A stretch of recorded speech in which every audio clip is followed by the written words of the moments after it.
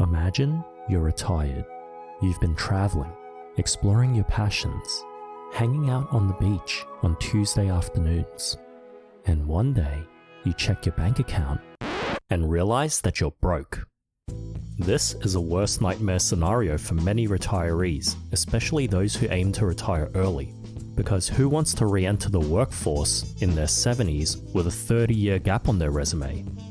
Luckily, studies suggest that there is a way to minimize the chance of this happening to you.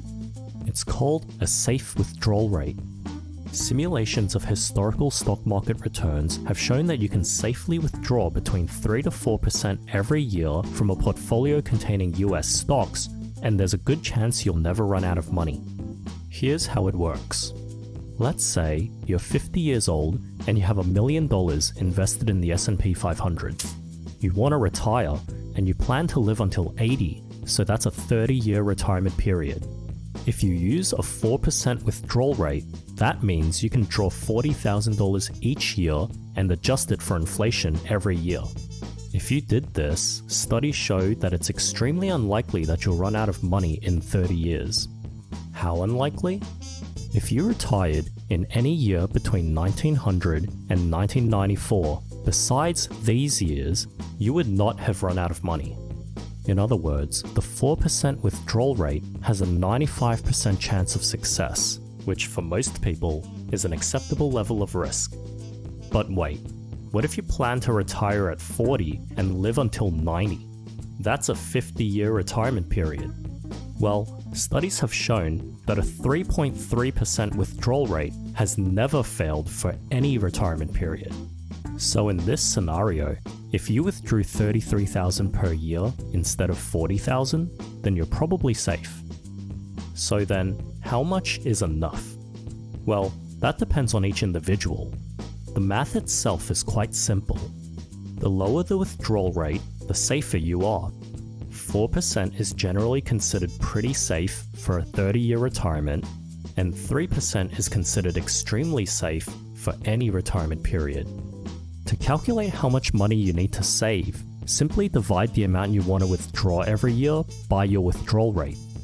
For example, if you think you'll need $60,000 per year and you're okay with the risk of a 4% withdrawal rate, then you'll need $1.5 million. But if you're a person of fine taste who wants to withdraw $150,000 per year with almost no risk, then you'll need a 3% withdrawal rate and $5 million. There are a few ways to maintain a safe withdrawal rate. The most obvious one is to increase your total savings. More money equals bigger withdrawals. You can also retire with less money if you have supplemental income such as a pension or social security. In the previous example, if you need $60,000 per year, but you have a $30,000 yearly pension, then your withdrawals only need to support another $30,000.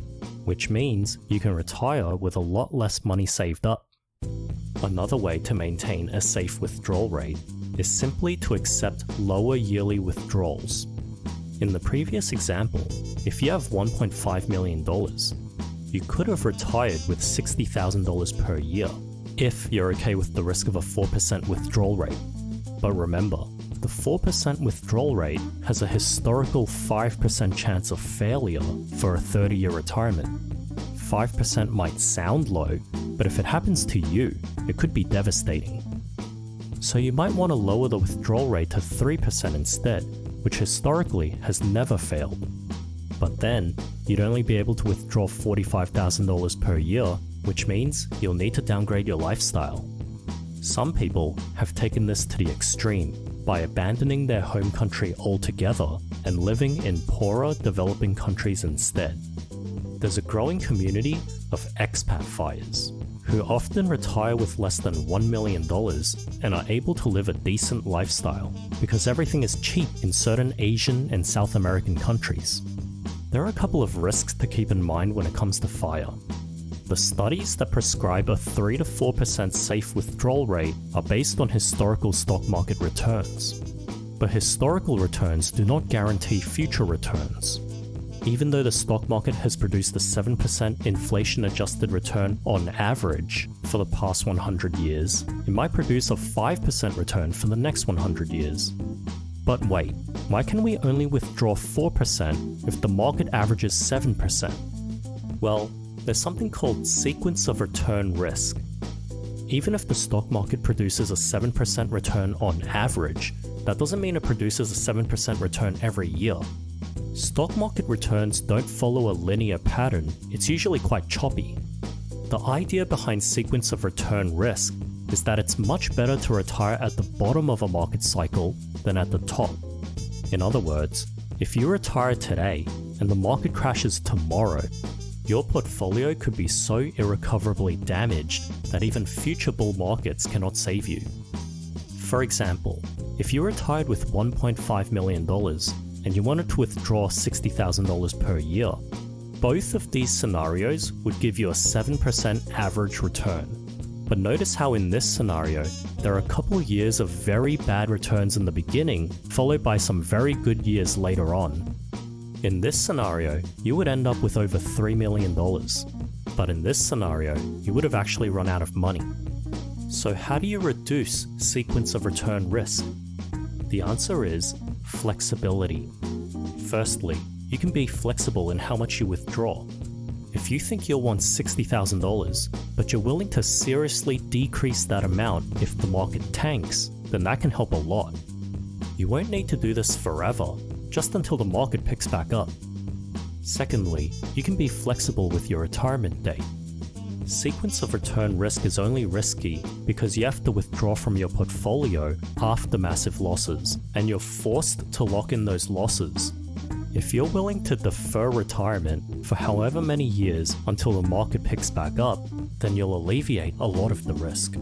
In fact, if you're earning money and investing it during the market downturn, that can have a very positive impact on your portfolio when it eventually picks back up. Retirement is a number, not an age. But what that number is depends on your personal situation. Some people need $5 million to retire, and some can retire with less than $1 million. Do you want to retire with more, or do you want to retire earlier? Are you okay with a moderate chance of failure, or do you want minimal risk? How flexible can you be if things don't pan out the way you expected it to? Can you decrease your withdrawals or go back to work if necessary?